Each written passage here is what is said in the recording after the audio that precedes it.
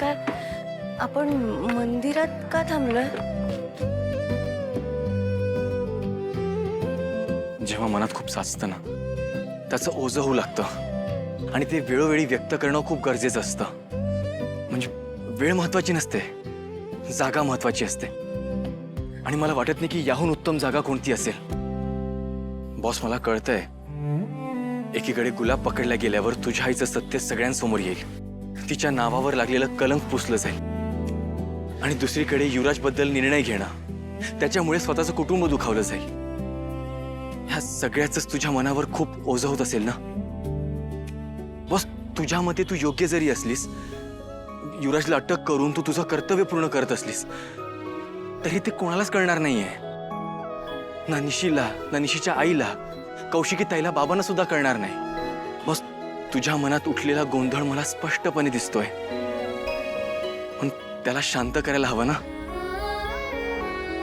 Boss, जड अंतकरणाने निर्णय घ्यायला आपण सक्षम नसतो. त्यामुळे जा, देवीकडे व्यक्त हो. ज्या देवीने आपल्यासमोर ही परिस्थिती उभी केली आहे ना, तिला जाऊन सांग, मला माहितीये देवदेवता आपल्या प्रॉब्लेम्सवर सोल्युशन्स देत नाहीत, पण ते ताकद देतात या परिस्थितीला सामोरे जाण्याची. तू बोल, भांड, पण बॉस व्यक्त हो.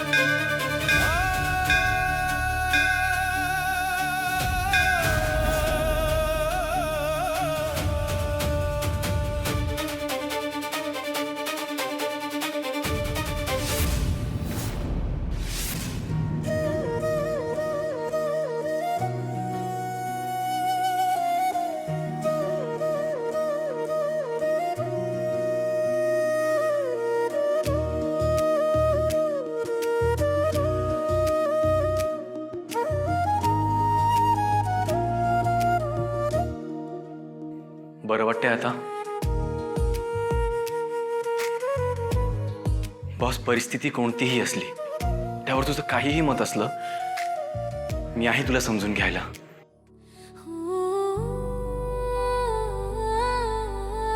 मी आहे तुझ्या बरोबर.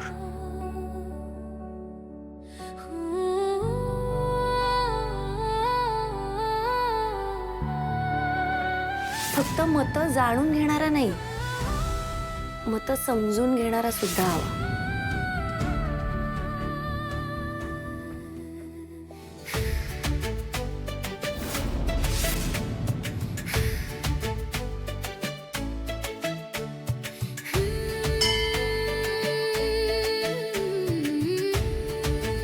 देवी आई, हा कोणता नवा प्रश्न उभा केलास माझ्या समोर? मला केदारबद्दलचे वाटतंय ते योग्य आहे का? तो माझा जवळचा खास मित्र आहे, पण माझ्या मनातल्या या भावना, अचानक मला वेगळंच काहीतरी वाटतंय. यालाच प्रेम म्हणतात का ग? मी प्रेमात? हे चूक आहे की बरोबर, ह्याचं तूच मला उत्तर दे. मी तुझ्या उत्तराची वाट बघते.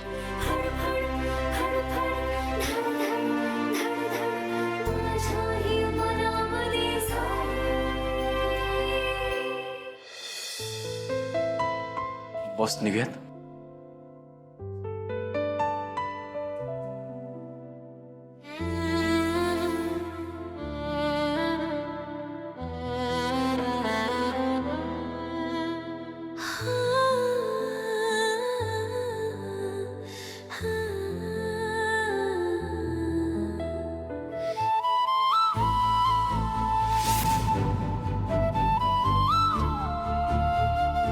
चल.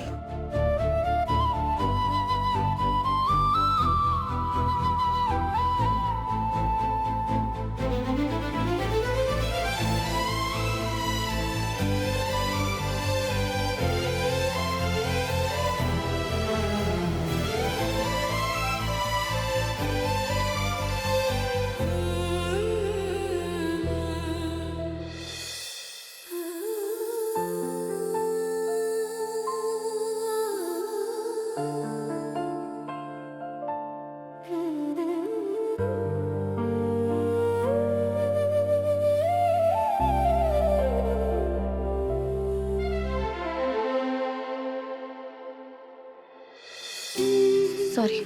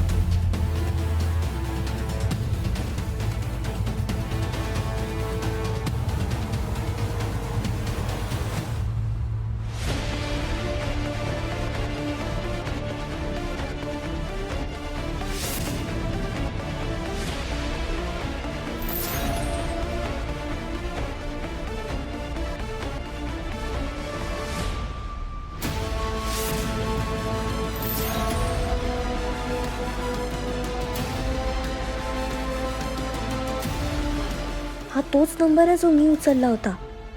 माझा आवाज ऐकून कोणी बोललं नाही आणि युवी बोलला तर लगेच भेटायला बोलवलं. कोणी मुलगी असेल का? गॉड, मी केदारबद्दल एवढं बोलले आणि इथे माझं युवी. नाही निशी, युवी असं कधीही काहीही करणार नाही.